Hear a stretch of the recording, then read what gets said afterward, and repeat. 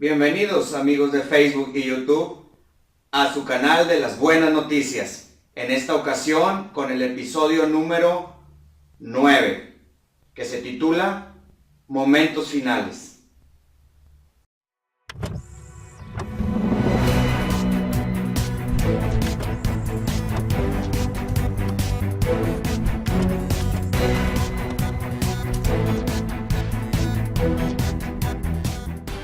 En este episodio enlazaremos episodios anteriores en los que hemos visto el amar a Dios, que significa obediencia a Dios precisamente, y la vida en abundancia.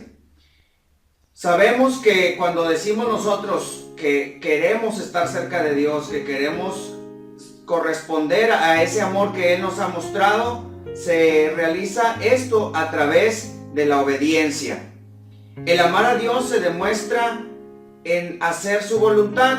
En Juan 14:15 habíamos considerado que la palabra de Dios nos dice que si nosotros decimos que lo amamos, debemos de guardar sus mandamientos.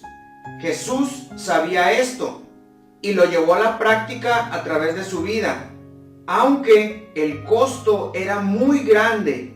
¿Por qué? Porque iba a padecer, iba a sufrir. Él sabía que su propósito era entregar su vida por la humanidad, pero esto no era nada sencillo. La Biblia nos dice que nosotros debemos de tomar el ejemplo de Jesús y seguir sus pisadas, seguir su manera de vivir, cómo Él se condujo, cómo Él se comportaba, y esto incluye la obediencia a Dios.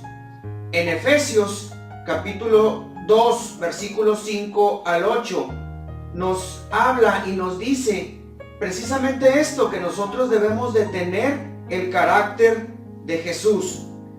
Dice que tengamos la misma actitud que tuvo Cristo Jesús. Aunque era Dios, Él no se aferró a ser alguien divino, sino que Él se humilló a sí mismo, haciéndose obediente. Esta es la clave a nosotros decir que amamos a Dios, que queremos seguir su voluntad, que queremos ser obedientes. ¿Para qué? Para acceder a la vida en abundancia. Él se humilló a sí mismo y mostró obediencia hasta la muerte, y no fue una muerte fácil, fue algo muy difícil. Jesús, estando en esta condición, la condición de ser humano, sintió lo difícil que es querer hacer la voluntad de Dios, pero estar limitado, tener esas barreras, tener que estar detenido por ciertas circunstancias como el miedo, el dolor o la tristeza. Todos nosotros sufrimos con esas circunstancias en cualquier momento de nuestra vida.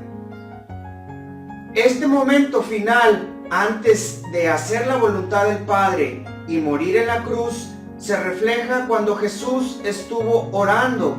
Jesús estuvo en preparación en el huerto del Getsemaní. En cierto jardín de aquella época, en aquel lugar, nos dice que Jesús estuvo en oración. Jesús estuvo anticipando ese momento, tal vez preocupado. ¿Por qué? Porque la Biblia hace mucho énfasis en estos momentos, ya que el Evangelio, según los 4 evangelistas, nos presenta esos momentos que fueron muy difíciles. Y en Mateo capítulo 26, versículos 37 y 38, nos hace ver a través de una descripción cómo Jesús sintió estos momentos, porque dice que su alma estaba muy triste. Él estaba muy angustiado. No era la angustia de que mañana tengo un examen o mañana voy a hacer cierta actividad y pues es riesgoso. No, era una angustia muy profunda y una tristeza muy grande, tanto que dice que era una tristeza hasta la muerte. En Lucas 22, 44 nos dice que él estaba en agonía y que su sudor era como gotas de sangre. La Biblia es muy descriptiva en este aspecto. ¿Por qué? Porque nos hace entender que Jesús sabe, Jesús conoce la condición en la que nosotros nos encontramos al diariamente tener que tomar decisiones. Querido amigo que me escuchas, cada momento de nuestra vida siempre es pelear con lo que yo quiero hacer, con lo que se me antoja a mí hacer, con lo que yo creo que es conveniente, a lo que Dios quiere. Siempre va a ser un conflicto. Diariamente nosotros nos enfrentamos a estas situaciones y tenemos que tomar ciertas decisiones. Jesús repite a sus alumnos, a los discípulos, dos consejos vitales para vencer y hacer lo correcto al momento de tomar estas decisiones. Jesús se encontraba bajo esta disyuntiva: el no padecer, el no sufrir, el no batallar, el no tener que sentir el dolor, a cumplir la voluntad del Padre, que era que fuera sacrificado por nosotros. Pero a sus discípulos les da dos recomendaciones que son básicas. La primera de ellas es velar. Jesús se hace acompañar de sus discípulos y les dice: acompáñenme y estén despiertos. ¿Qué significa esto? A lo mejor la palabra no es muy conocida para nosotros, pero el velar podemos nosotros entenderlo como estar despiertos, estar atentos, estar alertas, estar vigilantes, no dormirse. Esta situación la podemos ver en nuestras vidas diariamente, a nosotros considerar qué es lo que Dios quiere y qué es lo que Dios no le gusta y no quiere para nosotros, porque sabe que va a ser un mal para nosotros. La segunda recomendación que Jesús les da a sus alumnos es que estén en oración. Les advierte: este cuerpo, lo que nosotros deseamos constantemente, es muy tentador. La carne ciertamente es una verdad, es una realidad. La carne es débil y muchas veces nosotros lo sacamos como excusa. Es que soy débil y por eso caigo en ciertas cosas o en ciertos vicios. Pero Jesús hace la advertencia: estén atentos y estén en oración. ¿Para qué? Para poder resistir esas tentaciones, para poder tomar buenas decisiones. Este aspecto de la oración tiene que ver con nuestra comunión constante con Dios. ¿Qué es la oración? Es simplemente platicar diariamente, a cada momento, con quien es poderoso para librarnos de todo mal y de toda tentación. Jesús lo aplicó en su vida. Jesús lo vivió en carne propia. Él no es ajeno a lo que te pasa a ti o a lo que me pasa a mí. Él sabe, Él conoce y nos da los puntos básicos, los tips, las claves para poder vencer cada situación en nuestra vida. A pesar de todo, Jesús logra vencer el obstáculo. Él se iba a enfrentar a un reto muy grande, a una situación extremadamente difícil. ¿Por qué? Porque él tenía miedo, tristeza. Dice la palabra de Dios que sentía una agonía, una preocupación muy grande de lo que iba a suceder, del mal que iba a recibir, del dolor que iba a sentir.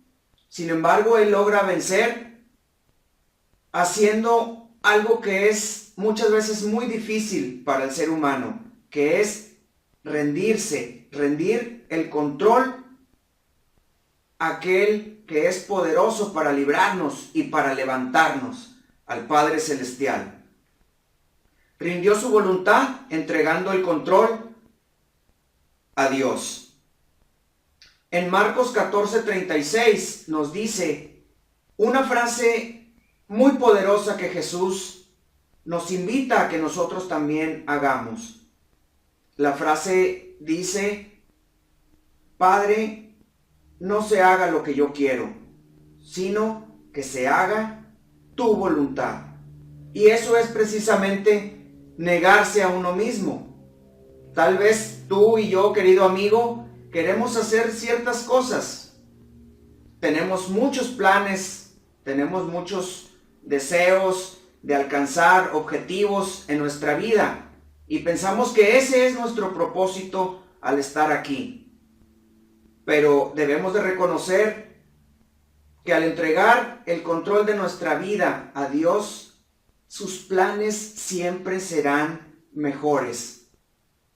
Y algo que es una muy buena noticia es que al entregar el control y saber que sus planes son mejores, Él nos da la ayuda y la capacidad para realizar y cumplir esos propósitos y esos planes. No está solo. Aquellos que somos padres podemos saber y reconocer que cuando nuestro hijo es obediente y está apegado a nosotros vamos a hacer lo posible por ayudarlo. Dios, en su amor y su misericordia, nos da esa capacidad para poder hacer su voluntad. Jesús lo demostró. Aún siendo la situación difícil, Él pudo vencer y dejarnos en claro que al dejarle el control a Dios, todas las cosas irán mejor. Eso es precisamente negarse a sí mismo y dar paso a la perfecta voluntad de Dios. Y la pregunta para esta semana, estamos a punto de entrar a un episodio clave para nosotros y para las buenas noticias, que es el momento en que el Señor ofrenda su vida, que Jesús es crucificado por nosotros. Pero la pregunta para este episodio es que si nosotros podremos decir que no se haga nuestra voluntad, sino que se haga la voluntad de Dios, ¿podremos decir esta frase?